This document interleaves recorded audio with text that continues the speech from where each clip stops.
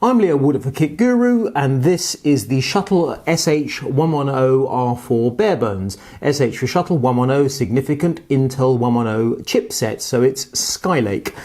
The form factor of this shuttle has not changed since the last time I reviewed a shuttle, which was 2009, 7 years ago. I am stunned how familiar it is. Anywho, I'll give you a quick tour and I'll pull it apart because that takes a very short amount of time.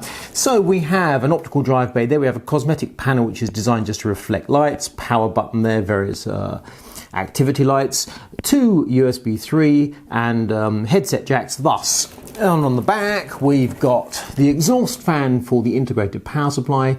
Power goes in there. That is the I/O panel for the motherboard, which comes with the bare bones, and then this is the outputs from the graphics card, which you will not necessarily have. You may not necessarily use a graphics card in your bare bones. 3 screws to remove the top cover. Nice solid thumb screws, they do that. Top cover comes away. It's sort of brushed aluminium look on the thing. It is aluminium, but it's also got a brushed metal look to it, and ventilation on both sides. Cover on deck. Then once you're inside, photos on Kit Guru as usual to give you a properly good look. We have in the top a lot of the space is taken up with this drive bay holder. Drive bay actually. It can accommodate the optical drive as mentioned, but also 2 3.5-inch drives. Out it comes. So it's basically a piece of bent aluminium with a load of tags and such like mounting holes. And on there we've got a cable clip. This piece of hardware does not appear to have changed since, as I say, I last saw a shuttle 7 years ago. And I'm mildly amazed because you can't mount an SSD on it or in it. You have to use an adapter bracket. So 3.5 drive there, 3.5 drive there, optical drive there. I'm looking at that and going, yes, you've got these big holes for airflow. If the bottom of this was solid and had small holes to mount an SSD, it could simply go there. Sorry, that's the plastic clip pinging away as I hit the thing. So this strikes me as mildly remarkable. In this day and age, yeah, I might want to use a bulk storage drive, but an SSD I would have thought was, well, it's top of my list for a PC build. So I am just almost incredulous that this barebones does not natively support SSD. Kind of.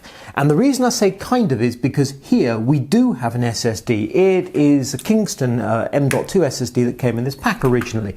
There's an M.2 80 slot there. There's another M.2 on the motherboard which is for Wi-Fi card should you choose to add one. But storage, you can put it on board. The thing is, M.2s are still a bit rare.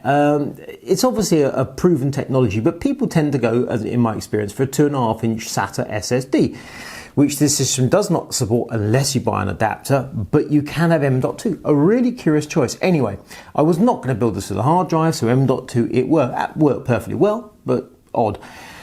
The other part of the hardware that's absolutely integral to a Sapphire barebones is the ICE cooling engine, integrated cooling engine, ICE, and it is this shroud here, photos on Kit Guru, as I say, which is there. And heat pipes take you to the cold plate that sits on the processor. So on the back we have these 4 thumb screws which retain the fan and the shroud over the little radiator. You release those and pull it off, and then 4 quarter turn screws, the plastic clippy things that hold the cold plate down on the processor. Works absolutely well. You can have the thing apart in moments, and that reveals your Skylake processor socket. So that's all absolutely great. The thing is that ICE cooling engine, it's perfectly all right, but if they've changed it in 7 years, I can't spot the difference. Certainly, I could hear it when it was under load. Now, the thing is, the underload is really significant. When you fire the thing up, the ICE engine fan is perfectly acceptable, does a perfectly decent job. There are 3 heat pipes I see taking heat from the cold plate through to the radiator out the back. But depending on the processor, you may or may not make the thing work quite hard. Now, as I said, 7 years ago, I'm back in the days of Core 2 Duo. Now we're on to the latest Core i357. They put a limit of 95 watts on the processor, but 95 watts covers the entire range. I suppose it's saying basically don't go for a Xeon. But the 95 watts, so that's potentially a Core i7. I've got the Core i7 6700K in here, and when you thrash the thing, I mean thrash it, it gets noisy. Now, whether you thrash it, whether you go for a lesser processor, that's a different matter, nonetheless. But that isn't my main gripe with the Shuttle. That is the power supply. Now here we have it. When I first saw the Shuttle power supply system, I thought it was really nifty. It's inside this, inside the case. You haven't got an external power brick of any sort, and it sits here nicely inside the aluminium chassis. Power in there, fan there, job done. This power supply is rated at 300 watts, and again you have to rewind to Core 2 Duo, which doesn't take but a fraction of 300 watts. Here we are now, and again we don't need a fraction of 300 watts. This is absolutely lovely. Depending on your graphics card. I've got a Sapphire R9 285 Mini ITX card in there, and the thing is they don't want me to have this card in here. The reason I say that is the power supply only has one 6-pin PCI Express connector. It also has a couple of 4-pin Molexes, so I've plugged in an adapter, 2 4-pins going to one 6-pin, and then an adapter from the 6-pin to make it an 8-pin, 2 6-pins there going to an 8-pin, boomf. My graphics card is absolutely happy. Now, we can agree this graphics card has no problem fitting in this chassis. There are many other graphics cards that use a single 8-pin, or possibly, I was thinking 260, but certainly one 8-pin. I've got a GTX 760 ITX from the top of my head graphics card that's almost identical, one 8-pin again. And again, Shuttle doesn't want me using it, so I've bodged in this adapter and it works absolutely fine. Under load, this system, and I'm talking full load, drew 225 watts. Idle at 70, 225 watts under load. Now 225 is 3/4 of the power supply's capacity, therefore we're absolutely happy. It worked admirably, despite the fact it told me to do it. But the power supply makes a noise, and when we turn to the power supply, it's bronze rated. This is 2016, and a bronze rated power supply in this day and age is very, very oldie worldy. Silver is fairly crusty. Gold, to my mind, is the starting point. Platinum titanium obviously be very nice, but let's not be too optimistic. So, the power supply, not great. I mean, it's up to the job. It's just a bit noisy. It's a tiny little 40mm exhaust fan. The fact it's bronze rated means it's bound to be inefficient. They don't want me putting in a proper graphics card. I've done it anyway. I've used a Core i7, so in a sense I've overbuilt the system. But you know, look at the space. There's loads in there. And obviously I could, if I choose, simply, where's it gone? Leave out the drive bays altogether. I don't want an optical drive. Many people do not these days, some do. I don't want a 3.5-inch drive.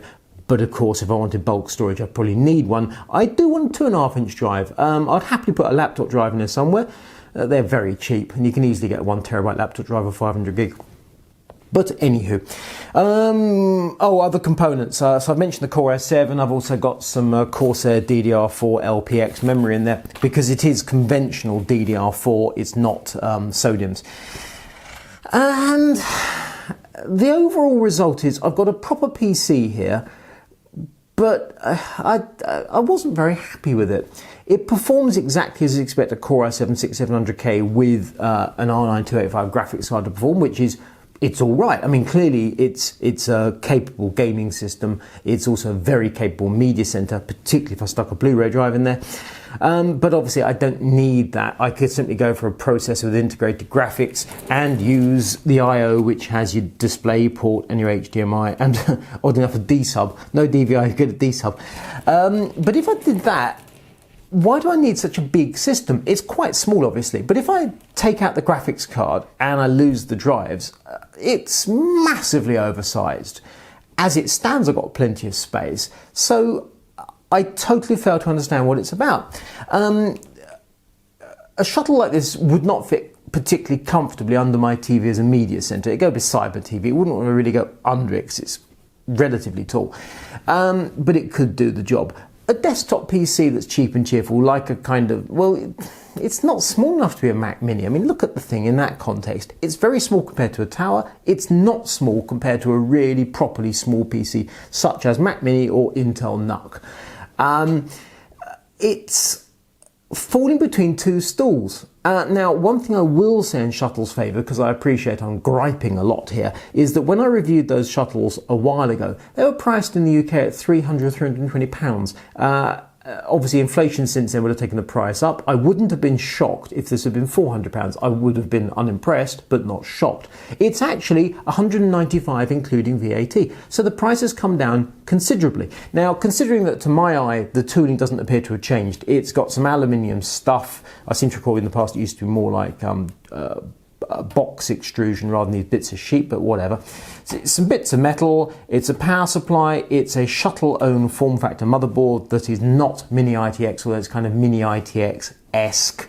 Obviously an Intel chipset. So in a sense, you're not getting a colossal amount of hardware for your money, but it does a job. The thing is, you take your £200 thing, you whack in a processor. Now obviously I've gone for the high-end processor. I doubt you're going to spend £300 on a processor to go in this.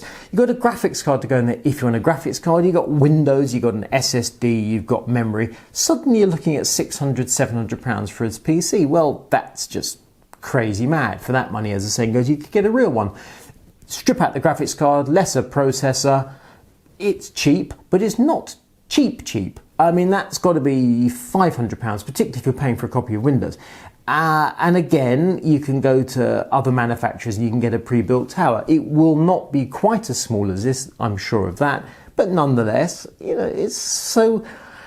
Where I'm coming from is I don't quite understand the market for this particular bare bones in 2016. In 2009, 8 and 7, when I did bundles of shuttles, I got it, I think.